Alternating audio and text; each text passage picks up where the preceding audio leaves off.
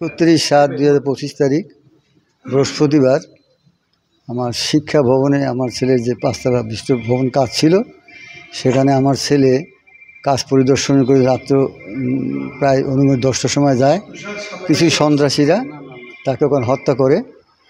ওই দিন আমরা আমাদের গার্ড কিছু লুকাইছে, কিছু সত্য কথা বলা না কারণে আমরা স্বাভাবিক মনে করে আমরা মাটি দেই।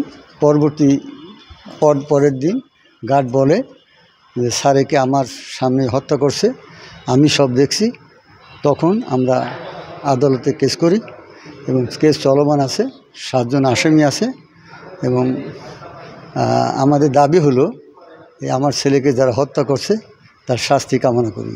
31/7/2025 তারিখ বৃহস্পতিবার আমার শিক্ষা ভবনে আমার ছেলের যে 5তলা বিশিষ্ট ভবন কাজ ছিল, সেখানে আমার ছেলে কাজ পরিদর্শন করে রাত্র প্রায় অনুমান 10টার সময় যায়। কিছু সন্ত্রাসীরা তাকে ওখানে হত্যা করে।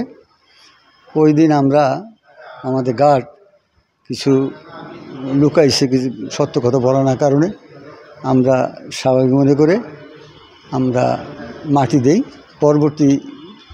পরের দিন গার্ড বলে যে স্যারেকে আমার সামনে হত্যা করছে, আমি সব দেখছি।